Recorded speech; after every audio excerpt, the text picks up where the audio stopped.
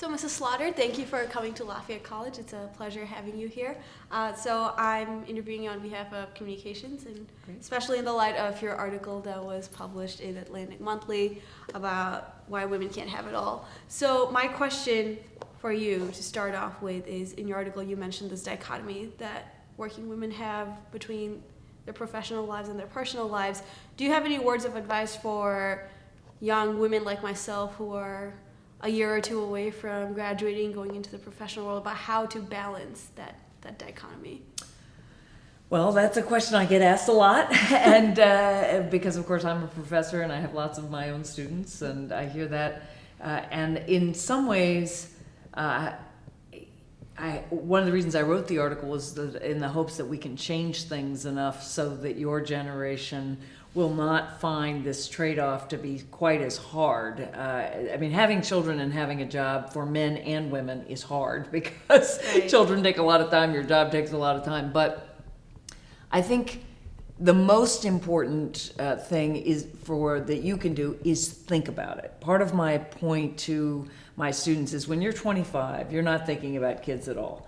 And you're not thinking about how to plan for them. By the time you're 35, the biological clock, does kick in, and even if you can't imagine it now, many, many, many women suddenly find that they are really thinking a lot about having children. And yet, after 35, it is harder to have a biological child. Certainly not impossible. I had my first child at 38, my second at 40, but harder. So you need to think about the arc of your career and when do you think that's going to fit. And if it's going to be after 35, well, then be prepared that it may be more difficult. Maybe think about adoption, maybe thinking about taking steps in advance.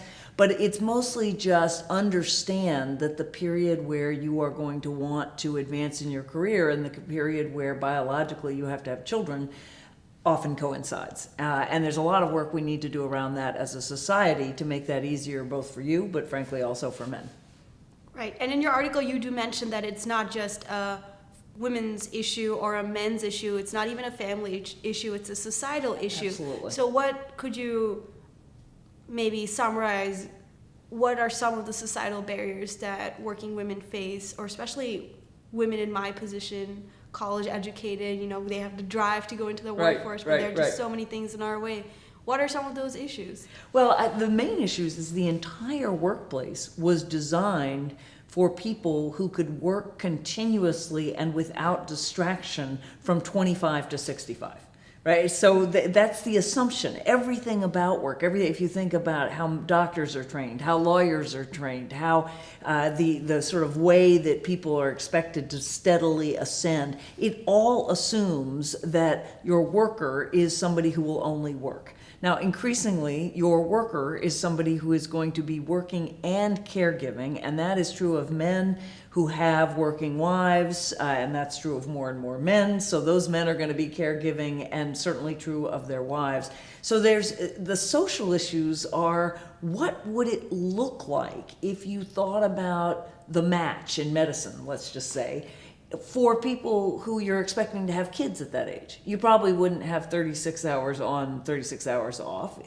You would probably think about a much easier, making it easier to be geographically. You wouldn't just have to go wherever you're sent, because that assumes you have somebody to bring your kids along with you. And more broadly, we'd start thinking about careers in terms of 10 years where you really invest hard, then a whole period of 15 to 20 years where you're still working, but those are years where you've really got a lot of other things on your plate and you probably don't want to travel that much and you want to have more flexibility so that you can be there for your children, not just because they need you, but because that's something you want to do.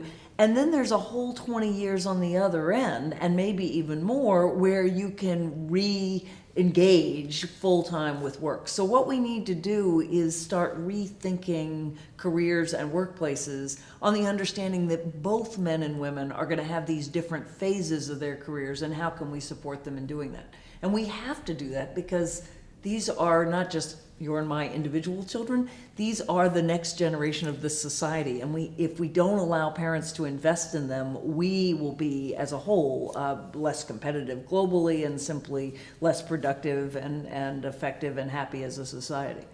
And the point you raise about global leadership kind of ties back to the point you raised in your article about the leadership gap that we face in the professional world, and how to overcome the disparity between men and women in the professional, we really need to close the leadership gap. We do. And how would you suggest that at a collegiate level, but also in a professional world, that women, educated women, or just women who want to have a career, go about closing the leadership gap? Well, this is one. So the first thing I would say is think about, aim high, but not necessarily fast. Now, this is not saying you can have it all, but not just at the same time, because I actually think you have to just kind of integrate work and family as best you can.